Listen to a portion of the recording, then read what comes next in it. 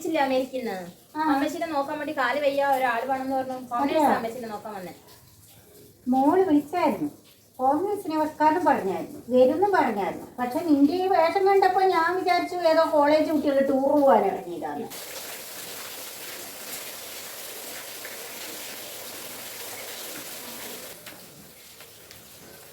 മഴ ചാർന്നോണ്ട് കുറച്ച് വരയിലിട്ടിട്ടാ വന്നത്. അതെല്ലേ, ഏലമ്മ ചേച്ചി കാലിന് സൂലാന്ന് പറയുന്നത്. കാല് ഒന്ന് മടിഞ്ഞതാണ്. ഇത്രയുണ്ട് ഞാൻ വിചാരിച്ചില്ല. ഞാൻ വിചാരിച്ചു ഉളിക്കത് പറഞ്ഞ് ഇത്രയേ ഇല്ലൂ.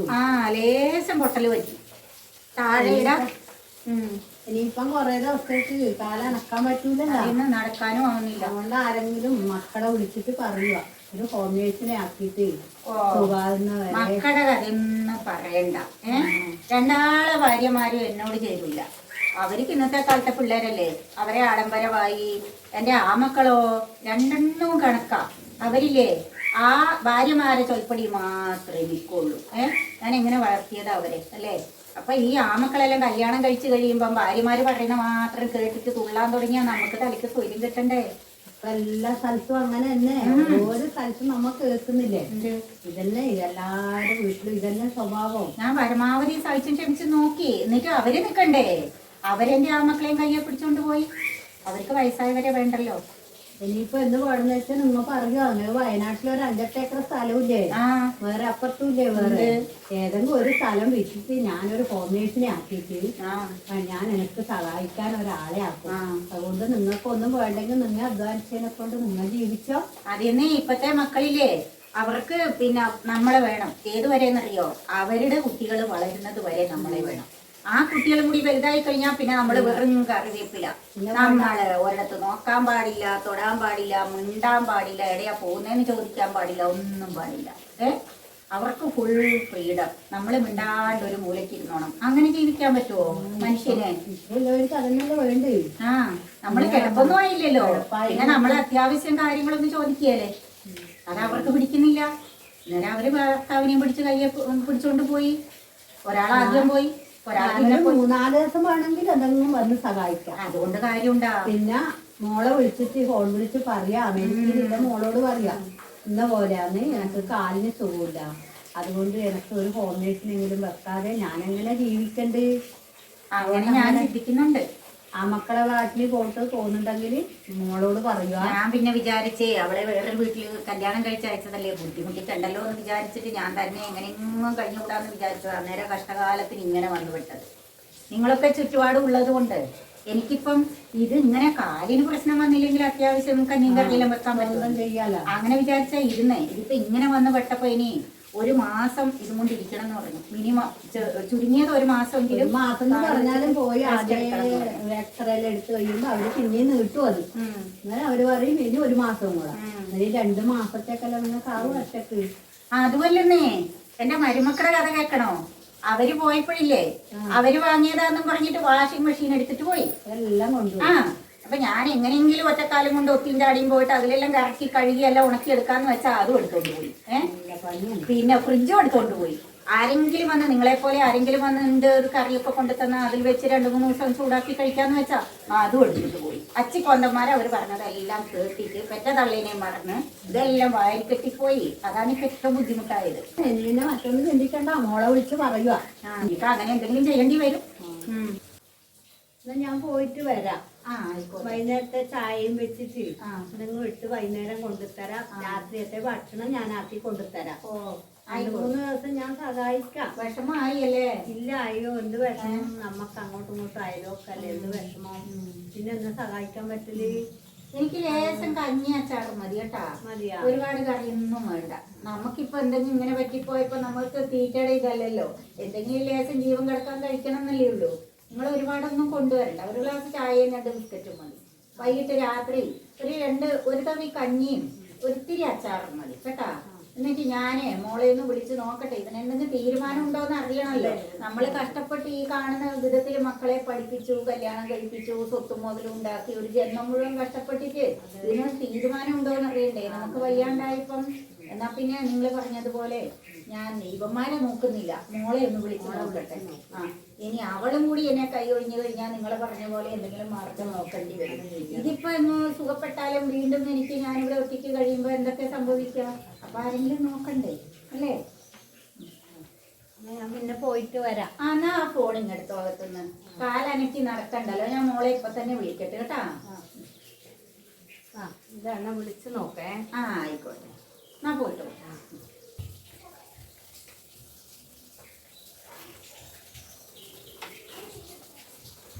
ഹലോ, മോളിക്കുട്ടിയല്ലേടി? അമ്മച്ചിയാ. കാലിനെങ്ങനെ ഉണ്ടെന്നോ? കുഴപ്പമില്ല, എന്നാലും നല്ല വേദനയാ. കാല് കുത്തി അങ്ങനെ നടന്നിട്ട് പണിയൊന്നും ചെയ്യാൻ പറ്റുന്നില്ലടി. മാത്തുക്കുട്ടിയും ടോമിച്ചനും ഒക്കെ ഉണ്ട്. പറഞ്ഞിട്ട് എന്നാ കാര്യം? അവന്മാര് അച്ചിക്കൊണ്ടന്മാര് അവളുമാരുടെ വാക്കും കേട്ടങ്ങ് പോയില്ലേ. അമ്മച്ചിയെ നോക്കാനാണ് അവന്മാർക്ക് നേരം. അവന്മാരുടെയൊക്കെ കൊച്ചുമക്കൾ വളരുന്നവരെ അമ്മച്ചിയെ വേണമായിരുന്നു. ഇപ്പൊ അമ്മച്ചിയെ ആർക്കും വേണ്ട. എന്നാ പറയാനാ എൻ്റെ കൊച്ചെ, അങ്ങനെയൊക്കെ വന്ന് പെട്ടുപോയി. ഇല്ല, കാലിളക്കിക്കൊണ്ട് നടക്കുന്നൊന്നുമില്ല. അപ്പുറത്തെ ആ ചന്ദ്രേച്ചി ഇല്ലേ, ചന്ദ്രേച്ചി പിന്നെ ചായയും ചോറും എല്ലാം കൊണ്ടുത്തരും. അത് കഴിച്ചങ്ങനെ ഇരിക്കുന്നു. എൻ്റെ കൊച്ചെ, അവന്മാർ പോയപ്പോ ഉണ്ടല്ലോ ആ വാഷിംഗ് മെഷീനും ഫ്രിഡ്ജും പോലും എടുത്തോണ്ട് പോയിന്നേ. അതുകൊണ്ട് അമ്മച്ചിക്ക് എങ്ങനെയാലും ഒത്തിയും ചാടി ഒറ്റക്കാലെ പോയിട്ട് ആ തുണി കഴുകിയിടാന്ന് വെച്ചാൽ അത് നടക്കുന്നില്ല. ആരെങ്കിലും കൊണ്ടുത്തരുന്ന ലേശം കറിയൊക്കെ ആ ഫ്രിഡ്ജിൽ വെച്ചിട്ട് ചൂടാക്കി കൂട്ടാന്ന് വെച്ചാൽ അതും നടക്കുന്നില്ല. ഒന്നും നടക്കുന്നില്ലടി. എല്ലാ അവന്മാരുടെ കെട്ടിയോളുമാർ ജോലി ചെയ്ത് മേടിച്ചിട്ട് കൊണ്ടുവന്നിട്ട് മേടിച്ചതാന്ന് പറഞ്ഞ് അവന്മാരങ്ങ് എടുത്തോണ്ട് പോയി. അവളുമാർ പറഞ്ഞു, അവന്മാർ അതും കേട്ട് തുള്ളിക്കൊണ്ട് അങ്ങ് എടുത്തോണ്ട് പോയി. അവളുമാർ പറയുന്ന പോലെ തുള്ളിയില്ലെങ്കിൽ അവന്മാർക്ക് കഞ്ഞി കിട്ടുമോ? അതുകൊണ്ട് അവന്മാരങ്ങ് പോയി അച്ചിക്കൊണ്ടന്മാര്. നീ ഡ്യൂട്ടിയുടെ തിരക്കിലാണോ? എന്നാ പിന്നെ ആയിക്കോട്ടെ, അമ്മച്ചി പിന്നെ വിളിക്കാം കേട്ടോ. അമ്മച്ചിക്ക് തീരെ വലിയ മോളെ കഴുത്തിന് വേദനയാ, കൈക്ക് വേദനയാ. അന്നേ ആ കാല് തന്നെ വീണപ്പോഴേ കാലിന് പൊട്ടല് പറ്റി. അതിൻ്റെ കൂടെ തന്നെ ദേഹം അങ്ങ് നിലത്ത് വീണിട്ടേ എല്ലാം ബോഡി മൊത്തം വേദനയാ, പെയിനാ. ഒന്നും ചെയ്യാൻ പറ്റുന്നില്ല. ഇനിയിപ്പോൾ എത്ര ദിവസം ഇതിങ്ങനെ ഇരിക്കണം എന്നും അറിയത്തില്ല. എപ്പോഴും ചന്ദ്രേച്ചിനെയൊക്കെ ബുദ്ധിമുട്ടിക്കാൻ പറ്റുമോ? അമ്മച്ചി ആകെ കഷ്ടത്തിലായി മക്കളെ. എന്നാൽ നീ ഇങ്ങോട്ട് ജോലി നിർത്തി ഇങ്ങോട്ട് പോരെ. ഇവിടെ അത്യാവശ്യത്തിന് പിന്നെ നിന്റെ അപ്പൻ കുറെ റബ്ബർ തോട്ടവും ഒക്കെ മേടിച്ചിട്ടിട്ടില്ലേ അങ്ങ് വയനാട്ടില്? അതെല്ലാം നോക്കി നടത്തി നീ ഇങ്ങ് പോരടി കെട്ടിയോനെയും കൂട്ടി. നീ എൻ്റെ കൂടെ നിന്നോ, നമുക്കിവിടെ സുഖമായിട്ട് ജീവിക്കാനുള്ള സ്വത്ത് മുതലൊക്കെ ഉണ്ടല്ലോ. പിന്നെ നീ എന്തിനാ ഇപ്പൊ അങ്ങ് അമേരിക്കയിൽ പോയി കിടക്കുന്നേ? ഇങ്ങോട്ട് വരാൻ മേലെ. എന്നാ നിനക്ക് അമ്മച്ചിയുടെ കൂടെ നിൽക്കാൻ മേലെ. നീയും കണക്കാ. നിന്നെയൊക്കെ വലിയ പഠിപ്പീരിന് വിട്ടതാ അമ്മച്ചിക്ക് പറ്റിയ ഏറ്റവും വലിയ ഗതികേട്. ഇവിടെയുള്ള പണിയൊക്കെ എടുപ്പിച്ച്, ഉള്ള പറമ്പിലും പണി എടുപ്പിച്ച്, പാടത്തും പണി എടുപ്പിച്ച് നിർത്തിയിരുന്നെങ്കിൽ ഇപ്പോൾ ഒറ്റ ഒരെണ്ണം പിന്നെ വീട് വിട്ട് പോകുകയായിരുന്നു. സ്വത്ത് മുതലൊക്കെ വീതം വെച്ച് കിട്ടാൻ വേണ്ടി ഇവിടെ പറ്റി പിടിച്ചങ്ങ് കിടന്നേനെ. ഇതിപ്പം സ്വന്തം കാലേ നിൽക്കാനുള്ള പ്രാപ്തിയായി. നമ്മൾ കഷ്ടപ്പെട്ടത് മുഴുവൻ നിങ്ങളെ പഠിപ്പിച്ചു. നിങ്ങളങ്ങ് പോയി രക്ഷപ്പെട്ട് കഴിഞ്ഞപ്പോൾ ഇപ്പം വയസ്സായി അമ്മച്ചിയെ നോക്കാൻ ആർക്കും നിൽക്കാൻ നേരമില്ല. നടക്കട്ടെ നടക്കട്ടെ. നിന്റെ വീട് പണിയും നിന്റെ പ്രാരാബ്ദവും നിന്റെ മക്കളുടെ വിദ്യാഭ്യാസവും എല്ലാം നടക്കട്ടെ, കുഴപ്പമില്ല കേട്ടോ. ഉടനെ എങ്ങാനും വല്ല ലീവും കിട്ടുമോയെന്ന് നോക്കെന്നാ കുറച്ച് ദിവസമെങ്കിലും അമ്മച്ചിയുടെ കൂടെ വന്ന് നിൽക്കാൻ. കാണാൻ കൊതിയായി നിന്നെയും കൊച്ചുമക്കളെയൊക്കെ. അവന്മാരോ തിരിഞ്ഞു കയറിയല്ല. എന്നാ ആയിക്കോട്ടെ. എന്നാ പിന്നെ സമയമുള്ളപ്പം വിളിക്കുക, ഫ്രീ ആവുമ്പം വിളിക്കുക. ഓക്കെ.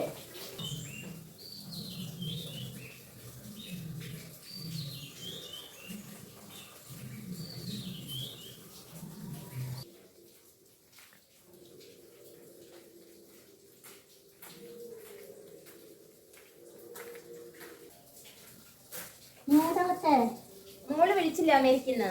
അമ്മച്ചിനെ നോക്കാൻ വേണ്ടി കാല് വയ്യ ഒരാൾ വേണമെന്ന് പറഞ്ഞു. അമ്മച്ചിനെ നോക്കാൻ വന്നേ. മോള് വിളിച്ചായിരുന്നു, കോൺഗ്രസിനെ വസ്കാരം പറഞ്ഞായിരുന്നു, വരുന്നും പറഞ്ഞായിരുന്നു. പക്ഷെ നിന്റെ ഈ വേഷം കണ്ടപ്പോ ഞാൻ വിചാരിച്ചു ഏതോ കോളേജ് കുട്ടികൾ ടൂർ പോകാൻ ഇറങ്ങിയതാണ്. ഇപ്പത്തെ ഹോം നഴ്സറി ഇങ്ങനെയല്ലേ അമ്മച്ചി? പഴയ കാലം ഇതൊക്കെ. കാലം പോയപ്പോക്കെ കാലത്തിനനുസരിച്ച് കോലം മാറുന്നത് അറിയില്ല അമ്മച്ചിക്ക്. ഇപ്പോഴിതല്ലേ വേഷം. ഞങ്ങൾ അധ്വാനിക്കുന്നത് ഞങ്ങൾ ഇടുന്നു. ആവട്ടെ, നീ വാ. എന്റെ കാല് വയ്യാണ്ടായിപ്പോയില്ലേ. ഇനിയിപ്പോ വേഷം ഏതായാലും കോലം ഏതായാലും ഒരു സഹായം ഇല്ലാണ്ട് പറ്റൂലല്ലോ, പരസഹായം ഇല്ലാണ്ട് പറ്റൂലല്ലോ. ഇവിടെ വന്ന് എനിക്ക് ചോദിക്കട്ടെ, എന്റെ കൂടെ നിർത്താൻ പറ്റുമെന്നാ നോക്കണ്ടേ. ഇരിക്കുമോളെ. ഇത് എപ്പോഴാ വീണത്? ഇതൊരാഴ്ചയായി. നല്ലോണം ഉണ്ടല്ലേ? ഏതായാലും 2 മാസം എന്നോട് ഇവിടെ നിൽക്കാൻ പറഞ്ഞു. 2 മാസം കൊണ്ട് നമുക്ക് ശരിയാക്കാം. അതെല്ലേ? 2 മാസം റെസ്റ്റ് എടുക്കണം എന്നാ പറഞ്ഞു. 2 മാസം എന്നോട് നിൽക്കാൻ പറഞ്ഞിട്ടുണ്ട്. 2 മാസം കൊണ്ട് നമുക്കെല്ലാം ലെവലാക്കാം. പിന്നെ എനിക്ക് 2 ആമക്കളുണ്ടെന്നേ. രണ്ട് ആൺമക്കളുണ്ടാ? അതെയാ. അവരെ ഭാര്യമാര് എന്നോട് യോജിക്കൂല. ഇപ്പത്തെ കുട്ടികളല്ലേ, അവർക്ക് അവരുടെ സ്വാതന്ത്ര്യം. എന്നോട് യോജിക്കൂലേ? നോക്കാം നമുക്ക്. നോക്കാം, ഒരു മാസം നിന്നിട്ട് അവിടെ ഞാനങ്ങ് പോവും. അതില്ലേ അവളുമാര് ജോലിക്കാരാ, അപ്പൊ അവളുമാര് പറയുന്നതേ അവന്മാര് കേൾക്കുള്ളൂ. അങ്ങനെ പോയതാന്ന്. ഞാൻ പരമാവധി നോക്കി, പക്ഷെ നിക്കണ്ടേ, അവര് വാരിക്കെട്ടിപ്പോയി, എല്ലാം എടുത്തിട്ട് പോയി. അപ്പൊ ഞാൻ ഒറ്റയ്ക്കായി. ഇങ്ങനെ വീണ് കഴിഞ്ഞപ്പം അപ്പുറത്തെ ചന്ദ്രേച്ചിയാന്ന് ചായയും പേടിക്കണ്ട, ഞാനുണ്ടല്ലോ. നോക്കാം. യോജിക്കൂലെങ്കിൽ ഒരു മാസം കൊണ്ട് ഞാൻ പോവേ. നിന്റെ പേരെന്താ മോളെ? എന്റെ മീനാക്ഷിയുടെ പേര്. അമ്മച്ചെന്നെ മീനു എന്ന് വിളിച്ചാ മതി. അതെയോ? വീട് എവിടെയാന്ന് പറഞ്ഞേ? വീട് അങ്ങ് കണ്ണൂരാണ്. അത് ശരി. വീട്ടിൽ ആരൊക്കെ ഉണ്ട്? വീട്ടില് പറയാവുന്ന കുറെ ആളുണ്ട്. അമ്മ, അച്ഛൻ, ഏട്ടൻ, അനിയത്തി, ചേച്ചി, എല്ലാരും ഭാരം എന്റെ തലയിലാണ്. അതാ ഞാൻ ഈ പണിക്ക് ഇറങ്ങിയത്. അത് ശരി. ഫുള്ള് ഉത്തരവാദിത്തം എന്റെ തലയിലാ. അതാ ഞാൻ ഇത്ര ചെറുതിലെ ജോലിക്ക് ഇറങ്ങിയത്. അല്ല, അതൊന്നും കുഴപ്പമില്ല മോളെ. ഏത് ജോലിയും മാന്യത ഉള്ളതാണ്. ജോലിക്ക് കുഴപ്പമൊന്നുമില്ല, അത് നീ പറയണ്ട. പിന്നെ നീ ചെല്ലുന്ന വീട്ടിൽ ഒരുവിധം യോജിച്ചങ്ങ് നിന്ന് പോയാൽ മതി. ഏത് ജോലിയും മോശമൊന്നുമല്ല. നോക്കാം നമുക്ക്. ഉള്ളിലേക്ക് പോലെ ഞാൻ പിടിക്കാം. എന്നാ കയ്യിലൊന്ന് പിടിച്ചോ.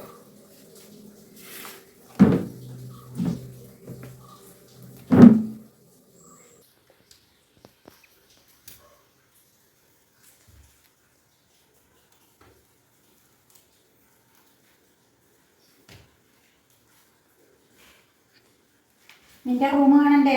എന്റെ റൂം കാണണം.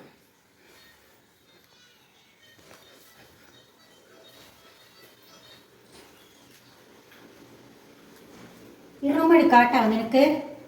റൂമിൽ കിടക്കാം. ഇതാ? അതിൽ എ സി ഒന്നും ഇല്ല. അയ്യേ, ഇതാ എ സി ഒന്നും ഇല്ലേ? ഞാൻ പോകുന്നിടത്തുള്ള എ സി ആണ്. എ സി ഉണ്ടായിരുന്നു, ഒരു മക്കളെടുത്തോണ്ട് പോയി. എങ്ങനെ 2 മാസം നിൽക്കോ ഇടാ? ഏതായാലും ഇടാന്നിരുന്നു.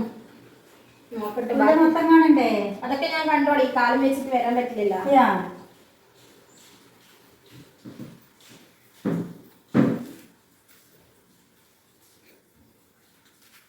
ഇവിടെ ഇരുന്നു.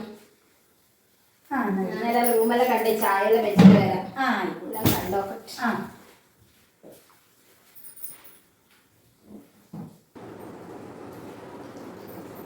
ഇത് ചായ കുടിച്ചോ? ചായ വെച്ചോ? വേഗം വെച്ചല്ലോ ചായ. ഇതൊരു കടിയെല്ലാം കൊണ്ടുവച്ചിട്ടുണ്ടല്ലോ. ഇതാ അപ്പുറത്തെ വീട്ടിലെ മോൻ വാങ്ങി കൊണ്ടുവന്നാ. ഞാനിപ്പോ കുടിക്ക ചായ. ഒന്ന് റൂമെല്ലാം കണ്ടിട്ട് വരട്ടെ. എല്ലാം കണ്ടിട്ട്. ഓ, ഇവിടെ വാഷിംഗ് മെഷീൻ ഇതൊന്നും ഇല്ല അല്ലേ? ഞാൻ അതെല്ലാം ഉണ്ടെന്ന് വിചാരിച്ചിട്ടാണ് വന്നത്. വാഷിംഗ് മെഷീനും ഫ്രിഡ്ജെല്ലാം മക്കളെടുത്തിട്ട് പോയി. അവന്മാരുടെ അച്ഛമാര് പതിനെട്ട് വയസ്സേക്ക് മേടിച്ചാന്ന് പറഞ്ഞിട്ട് എടുത്തോണ്ട്. ഞാൻ പോയ വീട്ടിലെ വാഷിംഗ് മെഷീൻ എല്ലാം ഉണ്ട്. എ സി ഇല്ല, വാഷിംഗ് മെഷീൻ ഇല്ല. എങ്ങനെയാണ് നിൽക്കും 2 മാസം? എല്ലാം ഉണ്ടായിരുന്നു, എടുത്തിട്ട് പോയതാ. അത് അവരടുത്ത് ഇവിടെ തന്നെ കൊണ്ടുവെക്കാൻ പറയില്ലേ? ഞാൻ നിൽക്കൂല ഇവിടെ. 2 ദിവസം നിന്നിട്ട് പോകേണ്ടി വരും. ഇപ്പൊ നിന്റെ വീട്ടിലുണ്ടായതല്ല. ഞാൻ എന്റെ വീട്ടിൽ നിൽക്കുന്നതിലല്ലേ, ഞാൻ പോകുന്ന വീട്ടിലെല്ലാം എല്ലാം ഉണ്ട്. എ സി, വാഷിംഗ് മെഷീൻ എല്ലാം ഉണ്ട്. അങ്ങനത്തെ വീട് നോക്കിയാ നിൽക്കൂ. അങ്ങനെയല്ലേ ഇപ്പൊ നിൽക്കാൻ പറ്റുള്ളൂ. ഞാൻ ആദ്യം നിന്നെ കണ്ടപ്പോ ഞാൻ വിചാരിച്ചു നീ ഒരു പാവാണ്. ഇപ്പൊ ഇതെല്ലാം ഉണ്ടെങ്കിലേ നിൽക്കുള്ളൂ. 2 ദിവസം നോക്കാം, അത് കൊണ്ടുവെക്കാൻ പറയണ്ടെങ്കിൽ നിൽക്കാം. ഇല്ലെങ്കിൽ പിന്നെ 2 ദിവസം നിന്നിട്ട് ഞാൻ പോകും. ഞാൻ അവന്മാരെ ഒന്ന് ചോദിച്ചു നോക്കട്ടെ കൊണ്ടുവരുമോന്ന്.